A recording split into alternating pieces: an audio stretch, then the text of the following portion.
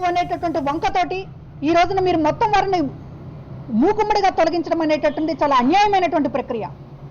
వాళ్ళకి నైపుణ్యం లేకపోతే వాళ్ళకి నేర్పించండి, ట్రైనింగ్ ప్రోగ్రామ్స్ పెట్టండి, మీరు అనుకున్నట్లుగా వాళ్ళని తీర్చిదిద్దండి. అంతే తప్ప అసలు మొత్తం కూడా తీసేస్తున్నాము, మాకు అనుకూలమైనటువంటి వాళ్ళని పెట్టుకుంటాము అని చెప్పడం అంటే ఇది ఏ రకమైనటువంటి పాలన ఒకసారి ఆలోచించుకోమని చెప్పి కోరుతూ ఉన్నాం. గతంలో అంగన్వాడీలకు సంబంధించినటువంటి జీతాలు పెంచమని కోరితే అసలు మీ ఉద్యోగాలే ఉండవనేటటువంటిది ఇది బెదిరింపు పాలన కాదా అని చెప్పి అడుగుతూ ఉన్నాం. అంగన్వాడీ ఉద్యోగస్తులు తమ జీతాలు పెంచాలని చెప్పి వాళ్ళు ఆందోళన చేస్తే విజయవాడలో నిర్దాక్షిణ్యంగా ఆ రోజున అరెస్టులు చేసి కొట్టి లాఠీ చార్జీ చేసి అసెంబ్లీ జరుగుతుంది కదా అని చెప్పి నీరు గార్చడం కోసం ఆ రోజునేమో వాళ్ళు జీతాలు పెంచుతున్నట్టు ప్రకటన చేశారు. మరొక చేత్తో మొత్తం కూడా వారిని తొలగిస్తున్నట్లుగా ప్రకటన చేశారు. అనుకూలమైనటువంటి వాళ్ళని తెచ్చిపెట్టుకోవాలి, అటు అంగన్వాడీల్లోనూ ఇట్లా ఆరోగ్య మిత్రలోనూ.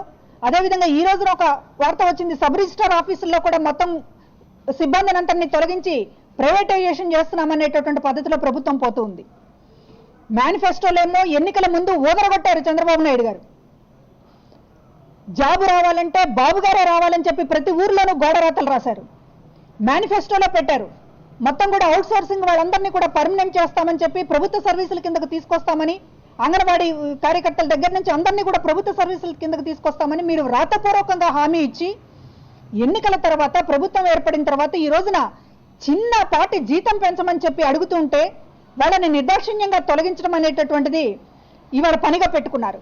మరో పక్కన విదేశాల పర్యటనల పేరుతోటి మీరు ప్రత్యేకమైనటువంటి ఫ్లైట్లతోటి వేల కోట్ల రూపాయలు, వందల కోట్ల రూపాయలు దుబారా చేస్తున్నారు.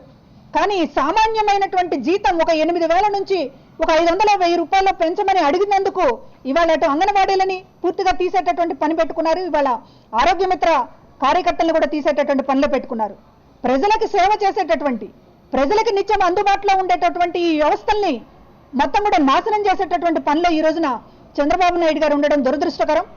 ఈరోజు ప్రజల సంక్షేమానికి సంబంధించినటువంటి ఒక వ్యవస్థలో ఉన్నటువంటి ఆరోగ్య మిత్ర కార్యకర్తల్ని తీసేసి తనకు అనుకూలమైనటువంటి వాళ్ళని పెట్టుకోవడం అనేటటువంటి ఆలోచన మానుకోవాలని, సుమలత ఆత్మహత్య ద్వారానైనా సరే ఈ రాష్ట్ర ప్రభుత్వం కళ్ళు తెరవాలని చెప్పి మేము మరీ విజ్ఞప్తి చేస్తూ ఉన్నాం.